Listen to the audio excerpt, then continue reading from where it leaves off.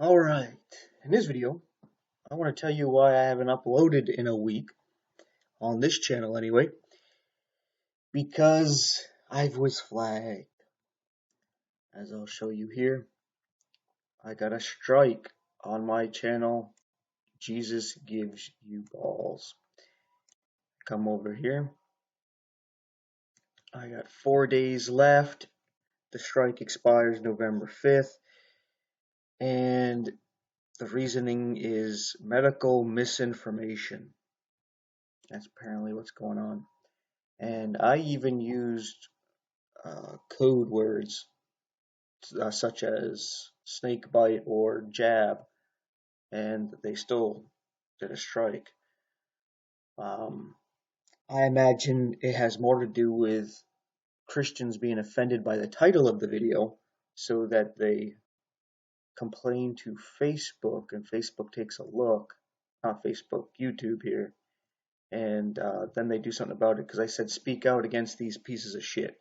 That's the title of it, because that's what these people are, concerning John MacArthur, Kent Hovind, and Robert Breaker. And if you want to know why, you could still check out this video on my backup YouTube channel, which I'll show you in a moment. It's just JD Morton. Or you can check out a couple of other sites here where I have channels. We can go to bitshoot.com.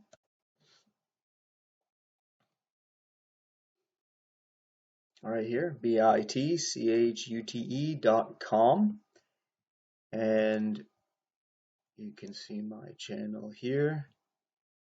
Some guy who goes by JD, and I've been posting videos, so there's more videos on this channel than on the other one, obviously. So you can see the video here, because BitChute doesn't have the censorship that YouTube has. And if you are one of those people who don't want to use BitChute because you think anything different from YouTube is crazy world, deep dark web or something, right? Yeah, there's something wrong with you or whatever. Well, Rumble is connected to YouTube, and you can go to rumble.com, and we can go to my content here, and you can see that I got my videos here, and you can watch it over here on Rumble, right? So there you go. These videos say they're monetized. I don't really use Rumble, so I just use it as a backup channel, so I don't know anything about that.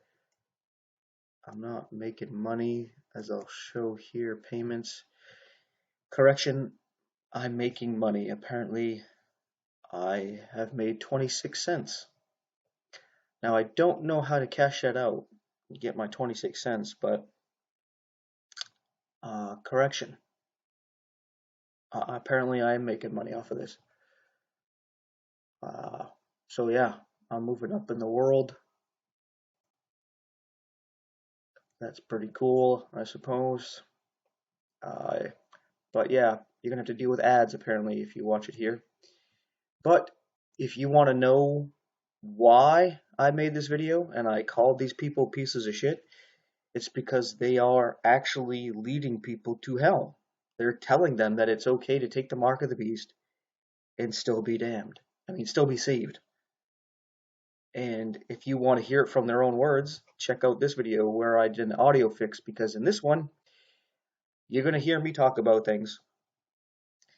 But when I show their clips, MacArthur's clip is only about a minute, Ken Hovind's clip is only about a minute, but Robert Breaker's clip is about 6 minutes. So if you want to hear what they have to say, you're going to have to check out this video where I splice in their videos to make sure that the audio is actually in it this time. And you hear their own words say it. And that's why I called them out for what they are. And if you're offended by me calling them shit, and not offended that they're leading people to hell, you got to get your shit together. You got to get your priorities straight. quick, fast, and in a hurry. Because what if you have lost family and friends like I do, and you want them saved, but they rejecting the gospel? So they're probably going to end up going through what's to come upon this world. And they end up listening to somebody like MacArthur or Hovind or Breaker, where they say, like MacArthur says, well, yeah, of course you could take the mark of the beast and still be saved, because how else could you be saved during this time? Well, then people right there, they listen to him, they're going to be like, yeah, well, he says you can still be saved. Ken Hovind, a lot of people look up to him because he's speaking out against evolution and teaching creation, and he's a hero doing his debates and stuff. Well, you follow that and listen to him where he says, oh yeah, if you take the mark of the beast, you got to take the mark of the beast and worship the beast. You got to do both. So I think you could take the mark and still be saved. No. He's like, I'm not sure, I don't know, maybe. But he's planting the seed there. The doubt that, hey, yeah, you could take it and still be saved. You see, a lot of these people who we look up to are wolves in sheep's clothing. They are snakes. And they will look just like Christians, where they're preaching the gospel. And why do they do this? They do this to earn your trust. They get your trust so that you let them in charge of the ship to steer the ship. And then once they get control of the ship, they steer it another direction. Like I've been telling people here and there about narcissism and NLP, neuro-linguistic programming. As a Seventh-day Adventist, I learned about this because they teach the pastors in their schools about NLP, because it's no longer about actually reasoning with people so that they decide for themselves to accept or reject the truth. No, you use NLP to manipulate them. And Hovind would be a good example of this, and even Breaker, where NLP is a mirroring of the one you're trying to win over. So you would be just like them so that they think you're one and the same, right? It's kind of like the Judas goat, where the sheep will follow the goat because the sheep will look at the goat as one of them, but the goat is different. The goat is used to lead the sheep to the slaughtering pen or to the trucks to go to the slaughtering pen, and then the Judas goat is removed out of the way, and all those sheep are led to the slaughter because they followed the Judas goat, who seems to be a lot like a sheep, right? But it's not. It's a goat, right? And they earn your trust by being like you, just so they can get control of the ship, and then they can turn it. And that's what they're doing. They're preaching the gospel, preaching all this good stuff, and then when you speak out against them, they're like, you're speaking out against a good godly man. Well, it's just like Jesus talking to the 7 churches in Revelation. He says, yeah, you're doing this good thing, but I have this certain thing against you. You're putting up with the doctrines of the Nicolaitans. You're putting up with the doctrines of Balaam. You're putting up with Jezebel. You're lukewarm. So he'll tell you, yeah, there's good things, which they're doing. Yeah, they're doing good things. But that doesn't mean we ignore the bad things they're doing, especially when the bad things they're doing are leading people to hell. Or they're preaching the gospel here, but they're getting ready for the flip side to be like, oh yeah, you could take the mark of the beast, still be saved. They're flipping all those lukewarm Christians who were never really truly born again to take the mark of the beast, because they are set up as the leadership, especially if these people don't get raptured. Or even if they do get raptured. Because if these people truly believe the gospel and they get raptured, people are going to listen to what they're saying. But if they don't get raptured, well, who's the voice speaking out against them? We're gone. They're the only leaders. So now they can boldly say, oh yeah, you could take it, still be saved. Because you let your guard down, you put the Judas goat in charge, he steered the ship. Where Robert Breaker's saying, oh yeah, you take the mark of the beast, you're damned, right? So he's like, yeah, I agree with you. All those people who take it, yeah, they definitely seem to be damned. So you see how he changed it all of a sudden. They're damned. Then he'll say, oh, they seem to be damned. Then he says, well, maybe if you receive it in your hand, you could chop your hand off. Or Jesus says, if your hand offend thee, chop it off. Or your eye offend thee, pluck it out. And it's like, that's to prevent you from sinning. That's not to repent of sinning, and it's to prevent you from doing it in the first place, right? So, yeah, he leaves the idea there that, well, if you receive the mark of the beast even in your head, well, maybe you can go get beheaded and be saved. No, that's not how it's going to work. You see, the salvation that we can receive right now by believing the gospel, by coming to the cross to meet God and laying our life down there, is that we exchange lives with God so that our past, present, and future dead. We're still living the life that Jesus died for, but it's dead. And our life is hid with Christ because his life is our life now. We've made a trade with him. And when you believe this, you are born again, you're sealed with the Holy Spirit of God. You cannot be unborn again. You cannot be unsealed by the Spirit of God because you become one spirit with God. Once you're saved, you are saved. So even if you change your mind and you want to go live like the world, and you're going to still be drug home kicking and screaming, just like you do with your child. Just because your child, 5, 10 years old, they don't want to go home, they want to go do this, that, do you just let them do whatever they want to do? No, you're coming home. And even if I have to give you a whooping, you're coming home. And then you probably get grounded from something, right? Because you're being a brat. That's how God's going to deal with us because we're part of the family now. A lot of people have the misconception that everybody's a child of God. No, we're not. We're all children of Satan. And we have to choose to be born again and made a new creature to become a son of God. And once we become a son of God or daughter of God, a child of God, we're saved. He's going to save his own.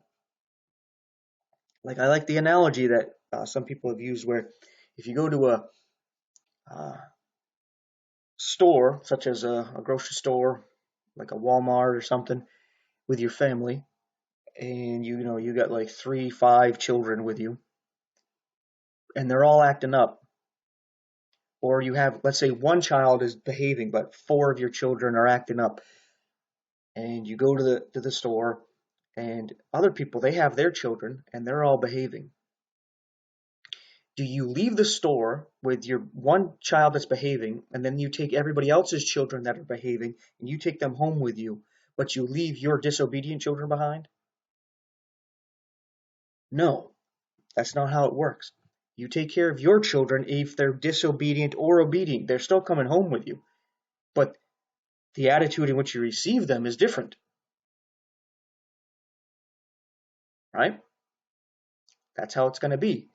So in like manner, you take the mark of the beast, you become one spirit with Satan. You see, when you take it in your forehead, it's basically as if you believe. You believe what's going on. You're taking it. You're like, yeah, I'm sold into this. Let's do it. But if you take it in your hand, it's kind of like you're like, I don't believe it, but I'm doing it anyway. I'm doing it just because I need to be able to buy and sell. But either way, if you take it in your head or your forehead hand, you're damned. You still received it. Because this chip is taking the mark or the seal of Satan. So once you've received it, you're damned and you can't be saved. Just like the people who receive the mark or the seal of God can't be lost.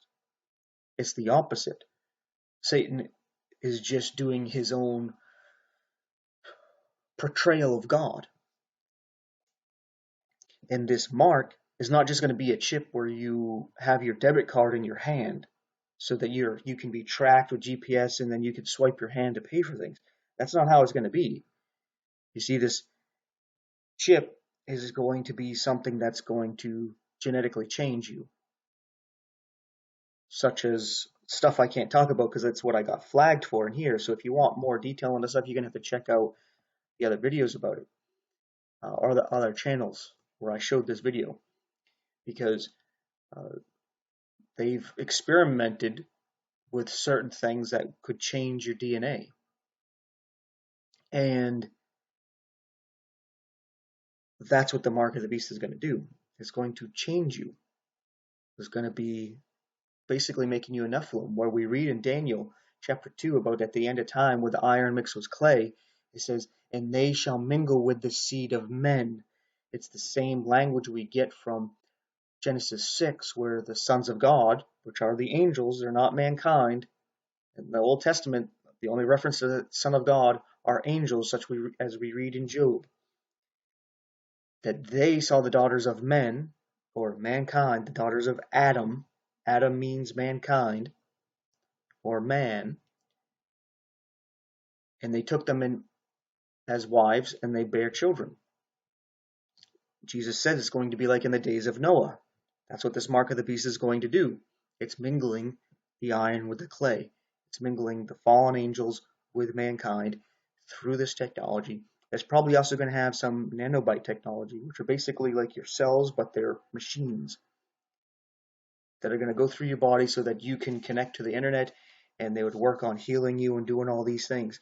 That's why these people at this time will seek death and they can't find it. So even if you would go lop your head off or chop your hand off, it'd probably just heal. And you'd realize that you're damned. And these people thinking, oh yeah, you could take and be saved. MacArthur's the boldest one saying, most definitely. But, yeah. So, that's why I was flagged, to give you a little bit of detail of what I was saying in the video without getting flagged again, because you can't talk about certain things on YouTube. Yeah. But my other YouTube channel, I'll show you what it looks like here. I can switch over.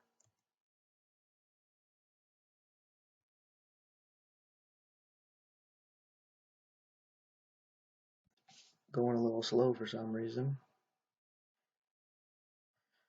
But here, yeah. You see, this is the little picture I use. Just JD Moran. Or if you're Catholic, it's your JD Moron. That's what they like to call me, because I don't agree with them and show them the error of their ways. Because, you know, that's the fruit of the Spirit they get. But, yeah, it says here, by grace alone, saved through faith alone, in Christ alone, and the rest, a little too small. Something about all for the glory of God alone. But, yeah, as you can see, I'm still posting to this one here. All this stuff I'll post to Jesus Gives You Balls as soon as the time is up. But as you can see, the video is still up here on YouTube on this channel for now. So you can check it out there if you still want to use YouTube. But if not, you can check out BitChute or Rumble. There's nothing wrong with those sites. Some of the older people I've talked to think, oh, I'll get a virus because I'm not using the mainstream YouTube. And kind of like with MeWe, it's a Facebook alternative. And some people think, oh, I'm not using Facebook, I'm going to get a virus or something. And it's like, oh my goodness. People have been brainwashed. But anyway, that being said, thanks for watching. And that fella couldn't join the church. He couldn't join the church. He couldn't get baptized. He couldn't get baptized. He woke up with God. He woke up with the devil. Are you saved? Amen. So that fella didn't take the sacraments. Didn't take the sacraments. Didn't say the rosary. Didn't say the rosary. Didn't tithe. Didn't tithe. He went to heaven. He went to hell. You saved? Didn't keep the law. He didn't keep the law. He broke the commandments. He broke the commandments. He didn't keep the golden rule. He didn't keep the golden rule. He woke up in glory. He woke up in the pit. Are you saved? You're saved. If you're not saved, you're over here or you're over here. You sure ain't in the middle. He said, Lord, remember me, thou comest thy kingdom. And Jesus turned to him and said, verily I say unto thee, today shalt thou be saved. Just like that. You have been saved? If you ever saved, you were saved like that.